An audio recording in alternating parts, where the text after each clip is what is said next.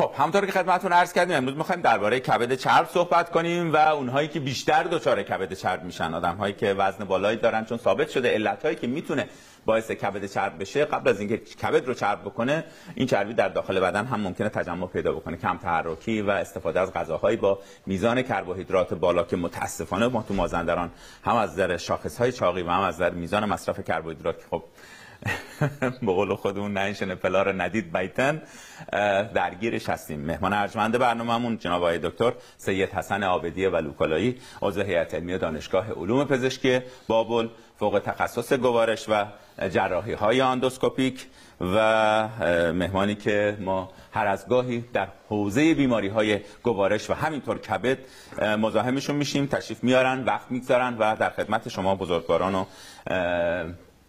صاحبان برنامه هستن. آقای دکتر عابدی بسیار خوش آمدید به برنامه راز سلامت. سلام عرض می‌کنم حضور شما. سلام علیکم. به نام خداوند بخشایشگر مهربان عرض سلام و ارادت دارم خدمت ملت بزرگ ایران و تسلیت میگم ایام حسینی و شهیدان وطن رو، ملتی که با دیرینه در واقع تاریخ خودشون تونستن با دو ستون در واقع ملیت و دین سراسر تاریخ خودشون رو از گدارهای تاریخ بگذرونن، عبور بکنن و بتونن به سلامت از اون در برن و در این طول تاریخ افراد زیادی تونستن در حماسه های مختلف این کشور رو در واقع حمایت بکنن و امروز برنامه رو مزین میکنن به شعر زیبایی از ابوالقاسم فردوسی که میگه از ایران برآمد ز هر سو خروش، شد آرام گیتی پر از جنگ و جوش. دریغ است ایران که ویران شود، کنام پلنگان و شیران شود. نباشد به ایران تن من مباد، چنین دارم از موبد پاک یاد. برنامه امروز برنامه بسیار جامعی هست. کبد مادر بدن، یک بحث بسیار در واقع جدی در بدن انسان هست و نگاه فقط حالا کبد چرب یک موضوع بسیار مهمی واقعا هست، اما نگاه به کبد امر بسیار در واقع مهمتری میتونه باشه به دلیل اینکه واقعا امروز ما میبینیم تکنولوژی ها تونستن برای کبد در واقع یک خطر بسیار بزرگ باشن. بحث جدی که امروز ما باش درگیر هستیم این هستش پیشرفت تکنولوژی و از طرفی هم بازار انبوعی از داروها و مواد وارد شده در بازار و سلیقه های جدید ایجاد شده و رفتارهای تغییر یافته به صورت بسیار مرموزی بخش بسیار حساسی از بدن به نام کبد رو هدف گرفته و متاسفانه بیماری کبد بیماری هزاره سوم هست و ما مرگ و میر ناشی از آن رو به صورت یک مرگ و میر بسیار مرموز ناشی از مرگ فرزندانش در نسل‌های بعد خواهیم دید. این که چرا من کبد رو مادر بدن آقای دکتر میدونم این بحث خیلی مهمی است. شما میبینین اساساً صدای کبد در قلب در میاد، صدای کبد در مغز در میاد، صدای کبد در سیستم ایمنی در میاد، در صورتی که کبد عملاً داره توان در واقع خودش رو به کار میبره تا بتونه همه اون شلوغ بازی‌های بچه‌هاشو جمع جور کنه و جالب استش تا دقیقه آخر سعی میکنه در واقع از تمامیت در واقع بدن حمایت بکنه و بتونه تمام دوستان و بچه‌های خودش رو یک جا نگه داره و به صورت یک مرکز بسیار هات پوینتی بتونه این رو مدیریت بکنه. خب امروز ما مهندسی رو خواهیم داشت که مهندسی در واقع اومده به کمک بدن، در واقع ژنتیک اومد به کمک بدن، اما همچنان نقطه کور ما خود کبد هست. واقعا ما نتونستیم، اگر امروز تونستیم خیلی از داروهایی رو برای قلب برای یک فرزند کبد پیدا بکنیم، برای فشار خون پیدا بکنیم، برای دیابت پیدا بکنیم، اما برای کبد بله، اما برای کبد موندیم واقعا نتونستیم برای اون نه مصنوعی خلق کنیم نه چیزی و دارویی به اون صورت براش خلق کنیم و این نشان دهنده این هستش ما در دیتیل یا در سفر به بدن همچنان دچار مشکل هستیم. میگن که اگر قرار است که انسان در واقع کرات دیگر رو کشف بکنه اول باید خودش رو کشف بکنه. ما در کشف خودمون به کبد که رسیدیم واسطادیم، چون دیدیم عنصر اصلی ایمنی بدن هست، ما دیدیم عنصر اصلی تولید کننده بسیاری از مدیاتورها و مواد ایمنی در بدن و مواد در واقع بیولوژیک هست که اینها هر کدومشون میتونن در یک انسان با انسان دیگه متفاوت باشن، در یک فرد میتونه با یک فرد دیگه متفاوت بشه. امروز آقای دکتر شما استامینوفن از در واقع داروخونه میخرید، 2 تا برادر با هم دیگه هستید، یه برادر میگرنش به استامینوفن جوان میده، اون یکی دیگه جواب نمیده. یک برادر داره میگه آقای دکتر من اصلا یک دونه داروی ضد کبدش رو استامینوفن یک کاری میکنه که درمان اونه. بیولوژی کبد این 2 نفر با هم دیگه فرق داره. یعنی ما امروزه اگر رفتیم دنبال داروهای اپیژنتیک میبینیم که کبد رو باید مدیریت کنیم. بنابراین من توصیه میکنم که به صورت روتین در واقع صدا و سیما در قسمت‌های مختلفی از ایران به صورت گلوبال یک هدفی رو دنبال بکنه به نام هدف کبد. چون ما اگه نتونیم در بطن جامعه این رو جا بندازیم، خیلی از تولیدات کشاورزی ما برای فردای ما خطرسازترن، برای نوه‌هامون خطرسازترن. من توصیه من این هستش که اینها باید به صورت در واقع آموزش مداوم باشن و واقعا ما نمیتونیم به صورت پالسی، به صورت سیکلی در واقع به اون اهداف برسیم. برای رسیدن به این برنامه جامع نیاز داریم و برنامه‌ای که بتونه مدون باشه و در اون عوامل دستیافتنی حرف زده بشه، نه در عواملی که رویاپردازی باشه، نه عواملی که شاید واقعا نشه کاری براش کرد. اما اون کاری که میشه انجام داد رو امروز ما میتونیم انجام بدیم. اشاره خیلی خوبی کردید آقای دکتر. حالا اینکه واقعا کاری که امروز داره انجام میشه برای سلامت نسل فردا مهم هست. فراموش نمی‌کنیم بیماری سرطان کبد رو که خب عامل انتقال یکی از مهمترین علت‌های اون ویروس بوده، ویروس هپاتیت بوده که با اون آنتیژن دلتاش میتونسته باعث بروز هپاتیت بشه، باعث بروز سرطان در نسلی بشه که خب واکسن نذاره بودن. ولی وقتی واکسن رو اومد فناوری به ما داد، ما وقتی واکسیناسیون رو انجام دادیم، میزان شیوع هپاتیت ب و همینطور ابتلا به آنتیژن دلتاش رو به حداقل رسوندیم. میزان شیوع سرطان کبد که جزء سرطان‌های شایع بود بسیار کاهش پیدا کرد. اشاره که دکتر هم دارن همینه. واقعا باید برای امروز فکری بکنیم، مراقبت بکنیم از کبد تا نسل‌های بعدی. حالا شاید واقعا نتایجش به ما نرسه، ولی نسل‌های بعدی که بعد از ما خواهد اومد، فرزندانمون، نوه‌هامون، نتیجه‌هامون، اونها از سلامت کبد برخوردار باشن. به خصوص این که اشاره هم که دقیق آقای دکتر داشتن که بعضی از، حالا من یک قدم جلوتر میگذرم، فناوری کارهایی کرده، خود چاقی یکی از به اصطلاح محصولات فناوری کم تحرکی که به ما داده، کار رو راحت کرده ولی باعث شده که ما تحرکمون کمتر بشه، میزان ذخیره انرژیمون زیادتر شده، چاق شدیم. و با چاقی اونهایی که چاق هستن خودشون باید بدونن که کبدشون در معرض خطر بیشتری هست. خیلی متشکرم از توضیحات شما آقای دکتر. درود بر شما آقای دکتر عابدی. خیلی ممنونم از توضیحاتی که ابتدای برنامه دادین. پیامک ها به قول مازندرانی علاج داونه. خیلی متشکرم از همه بینندگان عزیز. یه پیامک رو بخونیم بعد بریم سراغ بخش بعدی، چون مطمئنا زمان زیادی گذشته. دقیقاً از طریق پیامک به برنامه خودشون راز سلامت اظهار لطف کردن. امیدوارم که همتون سالم باشین. اما بریم سراغ اولین پیامک که از یک خانمیه که گفتن 43 سالشونه و آزمایش خون انجام دادن، گفتن به طور منظم فعالیت بدنی دارن و لاغر هم هستند، اما آزمایشات نشون میده دچار کبد چرب. تو ظاهرا کبد چرب فقط چاق‌ها رو میگیره. بله. آماری که واقعا در کبد چرب و چاقی داره یک کمی با هم دیگه اختلاف دارن. شیوع چاقی در دنیا الان حدوداً 50% و بیماری دیگه از بدو تولده. یعنی قبلا خیلی ها مثلا می اومدن در واقع اون جداول در واقع کنترل وزن رو خیلی در سن زیر 5 سال بهش توجه نمی کردن، ولی الان دیدن اون جدول ها بسیار مهم شده.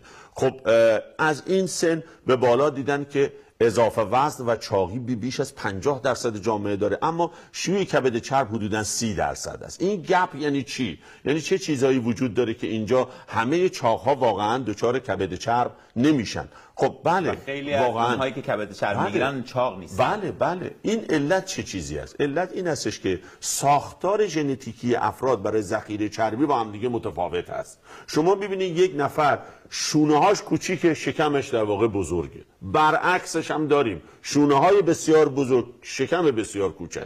فردی هستش که می‌بینین اندام تحتانی بسیار چاقی داره ولی مرکز شکم چاقی نداره. اینا تفاوت‌ها ناشی از چیه؟ این تفاوت ژنتیکی هستند. اساس ژنوم میزان ذخیره در کبد رو تعیین میکنه. هر آدم بدشانسی که پس اینجا میگیم بدشانس اولین ذخیره چربی بدنش کبد باشه، زودتر به کبد چرب میرسه بدون اینکه حتی این چاق شده باشه. بنابراین ما میدونیم که این افراد بس افرادی هستن که زودتر میتونن دچار کبد چرب بشن. حالا واقعا چه چیزی میتونه به ما کمک بکنه که چجوری این رو در واقع تشخیص بدیم و مدیریت بکنیم؟ خب یه زمانی همه میگفتن که تا وقتی که شما بیمار نیستی نیاز به هیچ کاری نداری. ولی شما این شعاری رو دکتر مطرح کردید. بله این شعاری هستش که سازمان جهانی بهداشت به گونه دیگه هم این رو در واقع مطرح کرده. تا زمانی که یعنی اگر ما این رو به صورت قانون در نظر بگیریم، بگیم که خب ما تشخیص بدیم قبل از این که فرد علامت دار بشه، پس بگیم تشخیص بیماری نه، تشخیص قبل از علامت دار شدن، درمان قبل از بیمار شدن.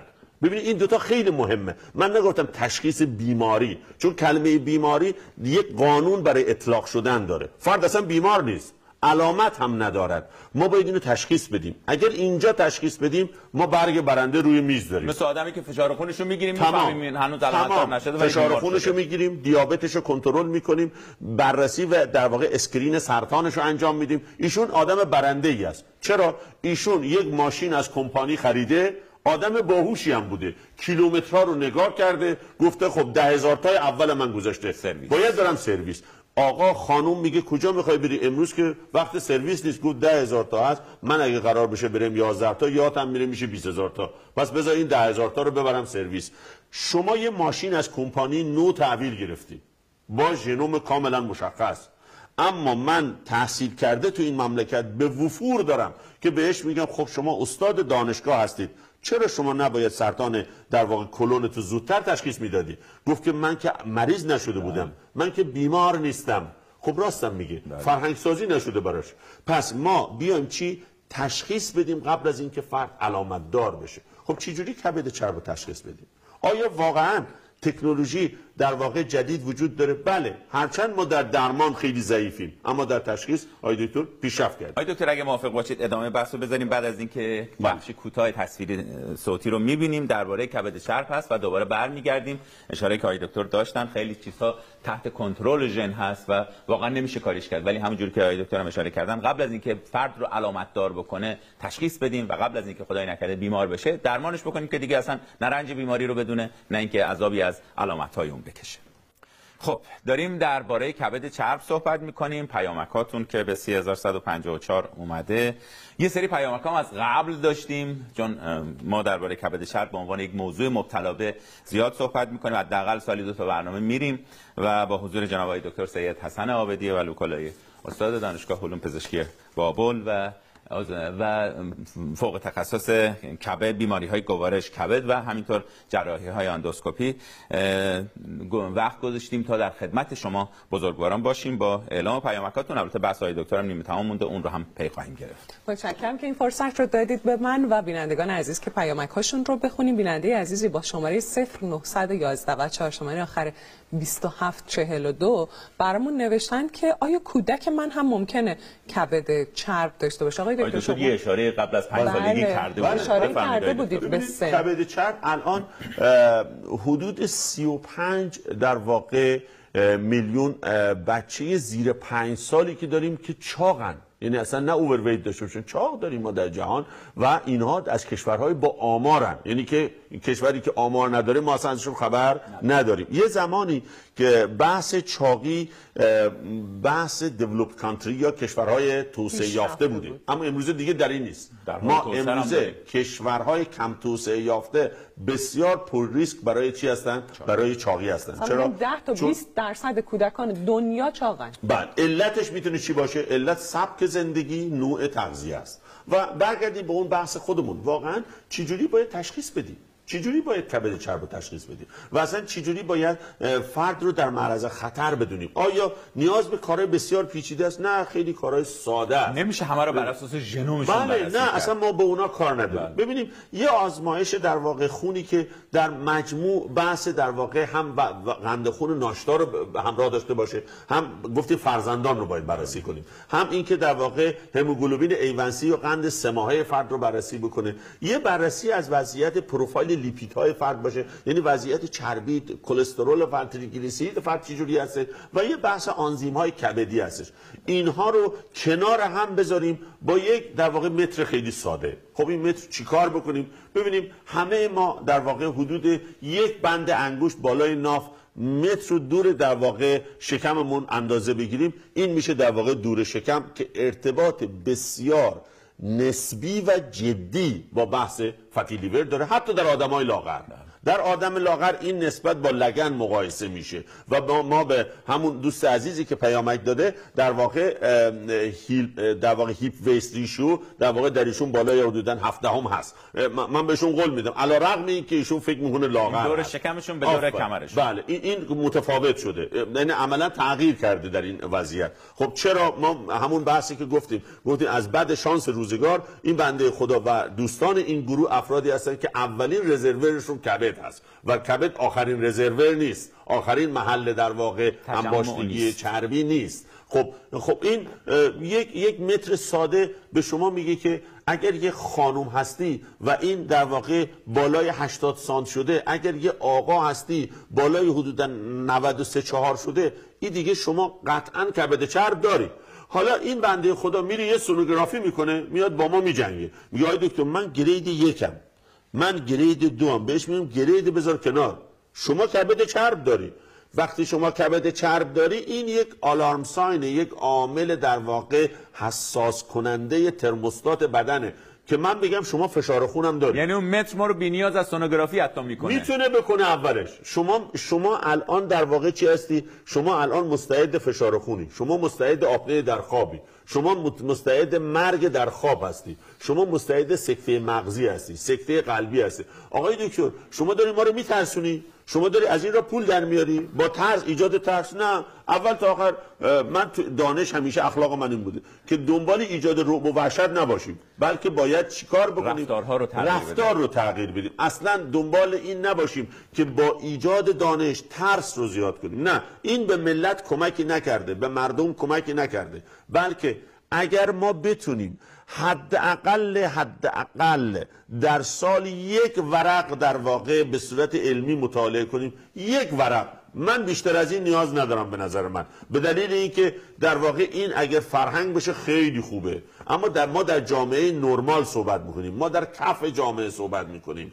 اون راننده نیسانی که اصلا تو ذهنش این نیست کتاب بخونه، اون راننده تاکسی که دیگه حوصله نداره بنده خدا به دلیل شغلش، به دلیل گرفتاری کتاب بخونه، ما میتونیم کتابی تولید کنیم که ایشون پشت فرمون که نشسته 2 ورق از این بزنه. ولی مطمئنا آقای دکتر همشون پزشک خانواده دارن، پزشکش این کتابا رو میخونه 100%، ولی نمیرن مراجعه کنن. آقای دکتر سیستماتیک ما این کارو نمیکنیم، باید مراجعه ما خروجی رو نمیبینیم. ما مهم اینه که از اول، یعنی از A تا Z رو به هم وصل بکنیم. اگه نتونیم این کارو بکنیم شکست میخوریم آقای دکتر. در وسط کار ما هیچ حساب میشیم. ببینید ما نمیگیم ما نیاز به این داریم مردم اساتید دانشگاه باشن، نه، این هر مثل این که من نمیتونم راننده یک کار خاصی باشم، من نمیتونم نونوا باشم، اصلا توانمندی رو ندارم، چقدرم حیاتی نونوا و اصلا من توانمندی رو ندارم. یعنی نه اینکه مثلا این کار رو یکی میگه آقا تو که بخواستی میشینی، من میگم نه، کی که حرفو زد، من نمیتونم یک آشپز خوب باشم، من نمیتونم یک نونوای خوب باشم. اگر ما نتونیم اینو درک بکنیم، اون وقت مشاغل دیگه برای ما اصلا مفهوم اونجوری ندارن، در صورتی که ما یه زنجیره به هم بافته شده هستیم که هیچ کدوم رو نمیتونیم بیخیال شیم. خب باید در این در واقع کشتی بزرگ در واقع مشخص بشه چه کسی باید کجا باید کار کنه و چه کسی باید چه کمکی رو ارائه کنه. خب همه این تفاصیل این هستش که ما اگر بتونیم حداقل دانش رو در هزاره سوم برای مردم ایجاد بکنیم، فرهنگ سازی بکنیم و کتاب‌های حوصله بر دیگه تولید نکنیم، بلکه یک کتاب‌های ساده تولید کنیم، پیپرهای ساده تولید کنیم و اینها به صورت پمفلت‌های بسیار ساده در اختیار قرار بگیرن. مثال ساده میزنم، راننده در اتحادیه تاکسیرانی بهش میگن خب آقا شما میخوای راننده باشی، بله، سالی 1 بار شما باید بیای اینجا و یه آزمونی رو بدی.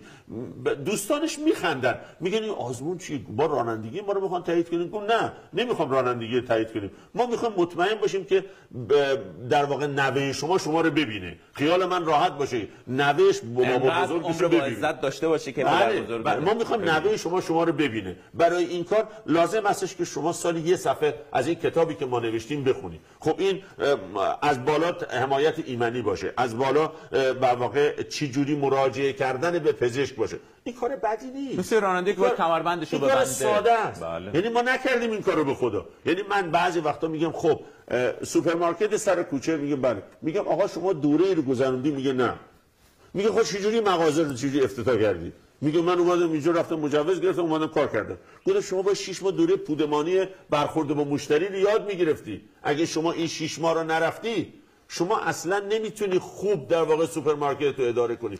بعد اون وقت ما میایم میگیم 10 تا سوپرمارکت در سال قبل بشیم، امسال 3 تا داریم. خب هفته دیگه چی شدن؟ نتونستن در صورتی که آدمایی بودن که میتونستیم اینها رو در واقع به جای اینکه انگ بیکاری به اینا بزنیم میتونستیم یک کارمند در واقع چی بکنیم، در واقع حرفه‌ای بکنیم و اینا در زنجیره زندگی خودشون موضوعی موثر که دکتر ما از عنوان آموزش حین خدمت ازش یاد میکنیم. بله. چیزایی که مردم ما باید بدونن. حالا اشاره کاری دکتر کردن درسته، اون راننده نیسان زحمتکش، اون راننده تاکسی عزیز، اون کارگر محترم، اون کشاورز گرامی، اینها ما عرض میکنم پزشک خانوادگی دارن که پزشک باید این آموزش‌ها رو ببینه، دانشگاه باید روی آموزش اینها، هم دانشگاه پزشکی بابل و مازندران رو آموزش اینها تاکید داشته باشه.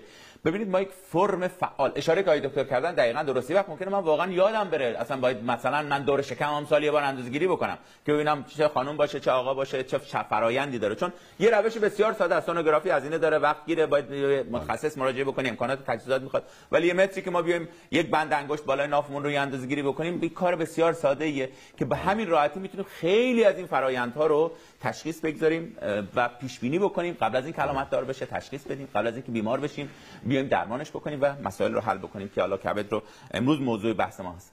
بحثی مقدار کلی است ولی واقعا اینها رو ما باید بدونیم. در زمینه سلامت بایستی فعالانه عمل بکنیم، هم مردم ما باید فعال باشن هم سیستم سلامتمون. یه بخش میان برنامه کوتاه رو از کبد چرب چجوری جلوگیری بکنیم، باز هم برمیگردیم و از پیامکاتون، چون پیامک خانم 43 ساله، پیامک بچه‌هایی که آقای دکتر هم اشاره کردن چون وارد ژنشون شده، اگر مراقبت نکنیم و تشخیص نگذاریم ممکنه در آینده به کبد چرب مبتلا بشن. خدای نکرده. در 154 هم که در خدمتتون هست با پیامک‌های زیادی که برای ما ارسال کردین و به برنامه خودتون لطف داشتید شروع می‌کنیم. آقای دکتر لطف کردید در قسمت‌های مختلف به 2 تا پیامک عزیزان جواب دادیم. من عذرخواهی می‌کنم که اگر نشد امروز در برنامه به همه پیامک‌هاتون رسیدگی بشه، حتما در برنامه‌های آینده اگر فرصتی باشه بهش رسیدگی می‌کنیم. و گفتند که یکی از عزیزانمون سلام و احوالپرسی کردن و امیدوارم که همشون خوب باشن و سلامت باشن. پرسیدن که چطور میتونم بفهمم که کبد چربم برگشته یا نه، چون چند سال پیش درگیر این بیماری بودم و دکتر گفته درمان شده اما الان میخوام پیگیریش بکنم. بله. سوال بسیار مهمی هستش. آقای دکتر اونجا اون متر باز نقش داره؟ بله. اصلا این بحث این هستش که اولین چیزی که ما باید ببینیم کبد چرب در واقع برگشت یا درمان شد این هستش که آیا ما تونستیم سبک زندگیمون رو تغییر بدیم یا نه. ببینیم ما وقتی که تونستیم حداقل فعالیت روزانه رو که WHO میگه حداقل فعالیت روزانه شما بین در واقع 30 تا 40 دقیقه است، حداقلشه. شما با این آیا این فعالیت یعنی چی؟ آیا یه خانومی تو آشپزخونه است میره در واقع ماده غذایی مرغ بنده خدا نیمه پخته رو از اونجا ور میداره میاره میذاره تو مایکروفر یا مثلا باش خورش درست میکنه، کل خونش هم در واقع 100 متر 150 متره، آیا این رو تحرک حساب کنیم؟ خیر، مثلا این مفهومی از تحرک وجود نداره اینجا. این حرکت در حد حرکت لاک‌پوشتی هستش که هیچ متابولیسم رو تغییر نمیده. حرکت ما حرکتی رو میگیم که بتونه 10 تا 15% ضربان قلب رو در روز بالا ببره. در اون حرکت اون وقت ایشون بتونه 30 دقیقه تا 40 دقیقه راه بره. خب در هفته اگر این تحرک رو داره نگران کبد چربش دیگه خیلی واقعا نباشه، باید در واقع به این بدونی که این کمتر خطر داره. خب روش‌های پیشرفته امروز آقای دکتر به وجود اومده. ببینید امروز در واقع ما نگاه میکنیم، ما قبلا از سونوگرافی‌های معمولی برای بررسی کبد چرب استفاده می‌کردیم. امروز رفته کنار یواشاش. سونوگرافی دیگه اونقدر واقعا قدرت نداره. همکارای رادیولوژیست من اینو دقیق میدونن که دیگه اونقدر سونوگرافی نمیتونه با توجه به اینکه اپراتور وابسته به اپراتور گزارش رو یک فرد میده خیلی دقیق نیست. امروزه مثلا من در واقع حدود 1 سال پیش همش درگیر این بودم که وقت زیادی رو میذاشتم و اطلاعاتی که از در واقع بررسی کبد چرب پیدا می‌کردم اطلاعات دلخواه من نبود. تا اینکه دستگاه فایبر اسکن بسیار پیشرفته رو من رفتم آقای دکتر خریداری کردم. برای من بسیار جالب بود. من خودم هفته اول تمام درگیری‌های من انطباق بیماران قدیم با در واقع کار جدیدی کردم. یه ریکال کردیم بیمارانی که میشناختیم، اونها رو آوردیم، واقعا دیدیم که اطلاعات بسیار جامع‌تری رو دستگاه‌های جدید دارن و ما میدن نسبت به فناوری خاصیتش اینه. واقعا در واقع به ما کمک کردن در تشخیص، به دلیل اینکه نرم افزارها کاملا بروزن، اطلاعات کاملا به روز، استفاده از هوش مصنوعی کاملا در واقع جدی شده و استفاده از در واقع امواج در واقع اولتراسون کمترین ضرر رو برای یک فرد به همراه داره. خب مجموع اینها به ما کمک میکنه که خب دستگاه فایبر اسکن درست در واقع بسیار گران هست، از یک دستگاه سونوگرافی تقریبا 1.5 تا 2 برابر قیمت یک دستگاه سونوگرافی معمولی است واقعا، ولی خب در عوض به نظر من میارزه که در واقع دانشگاه‌ها دنبال این باشن. خب ماها مراکز خصوصی هستیم، واقعا رفتیم دنبال این کار. واقعا برای گرداندن در واقع چنین مجموعه بزرگ خیلی سخته برای ما، از نظر اقتصاد و تایم وستینگمون بسیار سخته واقعا. یه زمانی من میگفتم که چجوری میتونم این سونامی در واقع تکنولوژی رو کنترل کنم و خودم رو بسنده کنم به یک جا و یک جا دیگه بشینم. دیدم که نه، هر بار که در واقع به کنفرانس های کشورهای دیگه میرم فقط شرمنده میشم و وقتی میام ایران میگم نه، من باید این رو هم اینجا داشته باشم و این خدمت رو هم ارائه بدم، ولی واقعا نظر اقتصادی نمیصرفه. آقای دکتر واقعا من میخوام بگم که چرا اینجا فکری نشده، چرا قیمت دلار در اینجا کنترل نشده، چرا ما باید با ارز آزاد دستگاه‌های بسیار حرفه‌ای رو بخریم و مردم مجبور بشن هزینه‌هایی رو بدن که این هزینه‌ها هزینه‌های در واقع شرکت‌هایی است که ما داریم می‌پردازیم، در صورتی که هیچ سهمی در سیستم درمان و نظارت بر درمان برای مجموعه حاصل نمیشه. این هم بخش گله‌ای هستش که ما از هم سیستم در واقع دانشگاهی و دولتی داریم و هم از سیستم بیمه‌ها داریم. بیمه‌ها متاسفانه فیبر اسکن رو یه امر بسیار مسخره می‌بینن و آدم تعجب میکنه. و من یه روزی نشسته بودم فکر میکردم چرا امری که در این مملکت باید از همه مهمتر باشه ارزشی بسیار جزئی داره. کی میخوای از خواب بیدار شی و اون روز به این موضوع بسیار وابسته باشی، اینقدر توانمند بشن که بتونن این حمایت رو انجام بدن. بیمه ها عملا گذاشتن کنار همه چی رو، عملا گذاشتن کنار.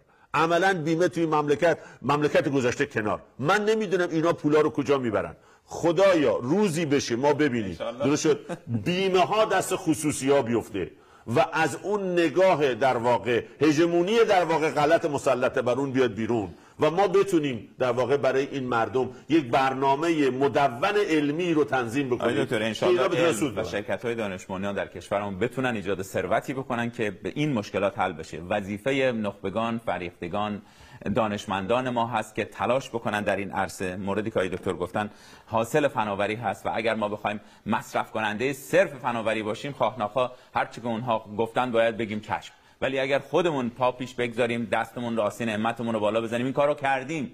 دوره کرونا واکسن رو فراموش نکردیم، بنت ها رو فراموش نکردیم، دستگاه تنفس مصنوعی رو فراموش نکردیم. وقتی که نیاز بهش پیدا کردیم کاری برای ما ایرانی ها نشد نداره. ثابت کردیم به همه دنیا با دست روزانه خودمون گذاشتن یا یالی گفتن خیلی از این مسائل رو تونستیم حلش بکنیم. موردی که آقای دکتر گفتن ان شاءالله همه اونهایی که مسئولیت در این خصوص دارن، بیمه ها، چون واقعا هزینه ها انقدر سنگین هست که همونجوری که آقای دکتر هم اشاره کردن تا موقعی که بخوایم مصرف کننده باشیم هزینه‌های سنگین خواهیم پرداخت. ولی ان شاءالله که بتونیم به خصوص اونهایی که صاحب اندیشه هستن، گروه‌های تخصصی که کم هم نداریم در ایرانمون، وقتی که بحث هوش مصنوعی به میان اومد، رهبر معظم انقلاب تاکیدشون روی این قضیه بود که قرارگاهی باید برای این قضیه تأسیس بشه تا اینکه دنیا ما عقب نمونیم، ما بتونیم رو لبه‌های علم حرکت بکنیم. کاری که تو نانو کردیم، کاری که تو سلول‌های بنیادی کردیم، کاری که تو فناوری‌های هسته‌ای کردیم، تونستیم. با اینکه خب دیدید اتفاقاتی هم که اخیراً افتاد، نمیتونن ببینن که ایرانی هوشمند میتونه و همونجوری که به همه دنیا ثابت کرده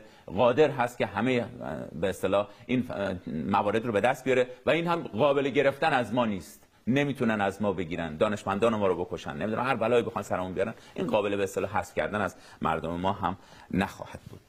متشکرم آقای دکتر. فکر می‌کنم که فرصتمون الان تو این بخش هست که یه پیامک دیگه بخونیم. بریم اتاق فرمان رو برگردیم و پیامک رو بخونیم. بسیار همالی. پس همراه هم می‌بینیم این بخش. خیلی متشکرم که اگر امروز شنبه صبح کلی کار داشتید و کلی برنامه داشتید، نشستید پای برنامه خودتون که آگاهیتون و انشاءالله سلامتتون ارتقا پیدا بکنه. با پیامک هاتون ادامه میدیم، انشاءالله که جواب هاتون رو توی این چند تا پیامکی که انتخاب کردیم که براتون بخونیم بگیرید و انشاءالله هفته های آتی سوالی اگر داشتید با حضور کارشناسان در خدمت شما خواهیم بود. آقای دکتر، یکی از بینندگانمون خیلی تشکر کردن از حضور شما در برنامه و گفتن که خیلی از این کارشناس توانمند متشکریم و همینطور از مجریان ما هم از شما متشکریم که بیننده برنامه خودتون هستین. گفتن که چه چیزی باعث میشه که کبد چرب وارد مرحله التهاب و سیروز کبدی بشه؟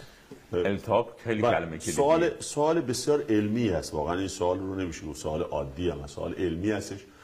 در سال 1980 پاتولوژیست ها وقتی که روی جسد بیماران الکلی کار میکردن، خب این سری تغییرات واضح رو در کبد اینا دیدن کبد بسیار ملتهب از سلول های استوهپاتایتیس در واقع اتفاق افتاده و این استاتوزیس و اینفلمیشن یا ورم کبد در زمینه الکل به وجود اومده. بعدها در همین کنار این خیلی از اطلاعات از جاهای دیگه اومده که در افراد چاق هم اینا داره دیده میشه و اینا تعجب کردن و اون زمان بود که کلمه در واقع نفلدی و نش رو در واقع اختراع کردن و اینا گفتن که ما یه سری افرادی داریم بله که اینها کبد چرب دارن اما الکل مصرف نمیکنن و کبد ملتهب داریم که الکل نمیخورن. خب از اینجا در واقع میاد تا سال 2023 انجمن‌های در واقع کبد در دنیا میگن دیگه نمیتونیم بگیم فقط کبد چرب، مسلدی و مش رو آوردن، گفتن که دیگه متابولیک دیسفانکشن هست، واقعا همه رو خراب کرده. بعد دیدن که زمانی که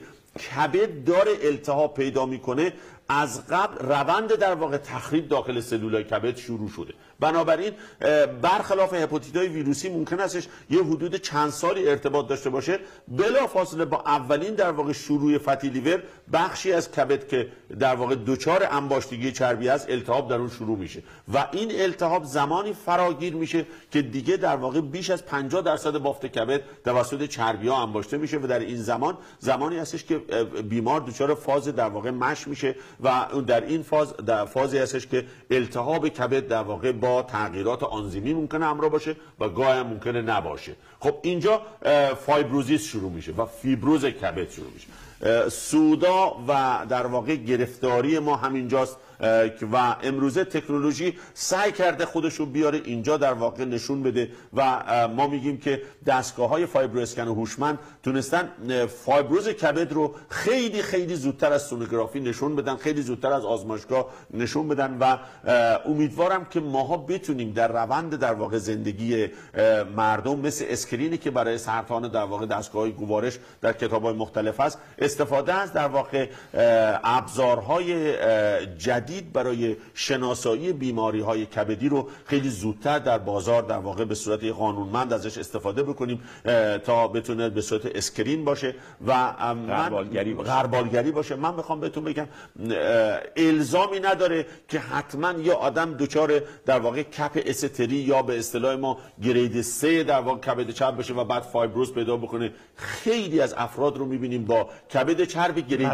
1 فایبروز شروع شده و فایبروز خیلی پیشرفته تر از در واقع خود کبد چرب داره جلو میره. چرا؟ چون آبشاری که فیبروز کبد و التهاب رو پیش میبره از آبشار در واقع چربی کبد کاملا دو تا مقوله جدا از هم هستن و هر کدوم از اینا ایمونوژنیسیتی کاملا متفاوتی رو در کبد درگیر میکنن و متاسفانه زمانی که فایبروزیس شروع میشه ما دیگه دغدغه اینو داریم برگشتش آفرین دیگه واقعا بافت از دست رفته کبد اون تفکر سنتی کبد خودش رو بازسازی میکنه رو نمیتونه داشته باشه و من میخوام بهتون بگم این خبر بازسازی کبد یک نظم و نسقی داره که این فیبروز رو به هم میزنه. کاملا درسته، به دلیلی که ساختارمندی کبد رو خراب میکنه. محلی که سلول های طبیعی قرار دارن کنارش مجاری صفراوی هستن، دیگه در بازسازی کبد این مجاری صفراوی رشدی ندارن و این کبد یک کبد کاملا سفت شده است، علیرغم اینکه ممکنه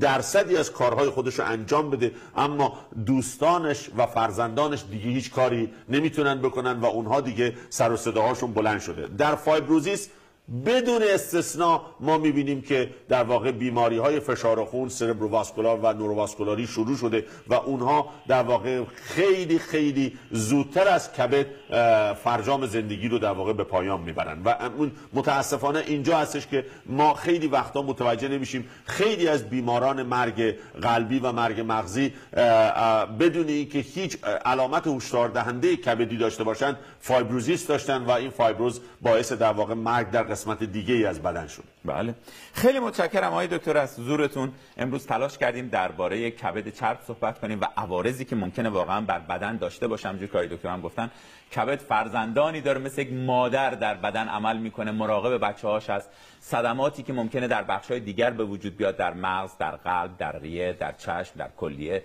در هر کجا از بافت بدن کبد تمام تلاشش رو میکنه. اشاره آقای دکتر کردن به یه استامینوفن ساده، یکی میخوره سردردش خوب میشه، یکی میخوره سردردش خوب نمیشه. اون تغییراتی که در ژن ماها وجود داره و عملکرد خودش رو تو کبد ممکنه نشون بده، باعث این میشه که کارکرد داروها هم در افراد متفاوت خواهد بود، کارکرد سیستم دفاعی بدن متفاوت خواهد بود. به نوعی یه جوری شاید بگیم فرمانده بدن هم به حساب میاد. فراموش نکنیم اگر خدای نکرده کبد دچار عارضه‌ای بشه، کبد مثل یک شمعی میمونه که شب تاریک رو روشن میکنه، ولی وقتی که به صبح روز روشنایی برسه ممکنه خودش تموم بشه. مراقب کبدمون باشیم. خداوند که ما رو آفرید بر اساس اون ژنی که توی کبدمون وجود داره، عمری برای این کبد تعیین کرده، 100 سال، 120 سال، 140 سال. ولی چطور میشه که ما ممکنه در 60 سالگی، در 50 سالگی با نارسایی کبد، با سیروز کبد، با کبد چرب، با از کار افتادن کبد عمرمون به پایان برسه، چون واقعا جایگزینی نداره مگر اینکه پیوند بخواد بشه کنم. با مشکلات فراوانی این فرایند همراه خواهد بود. تو کشورمون هم انجام میشه، ولی خب کار بسیار سختیه، به همین راحتی شدنی نیست. مراقب کبدمون باشیم. سیستم پزشک خانواده، سیستم های دولتی که مسئول سلامت هستن، فراموش نکنید سلامت پر قیمت ترین کالایی هست که در یک جامعه وجود داره. باید براش هزینه بکنیم، باید به صورت فعال اون رو ارزیابی بکنیم. آقای دکتر گفتن یک بند انگشت بالای ناف، یه متر بذارید اندازه‌گیری بکنید. این میتونه به ما نشون بده اگه تو خانم بالای 80 باشه، تو آقایون بالای 90 باشه، این میتونه آغاز شروع به اصطلاح تغییرات متابولیک در بدن باشه، دیابت، فشار خون و همین اتفاقات رو رقم بزنه که ان شاء الله ما بتونیم پیوندی بین سلامت و این حوزه برقرار بکنیم. آقای دکتر باز هم تشکر می‌کنم از حضورتون در برنامه امروز.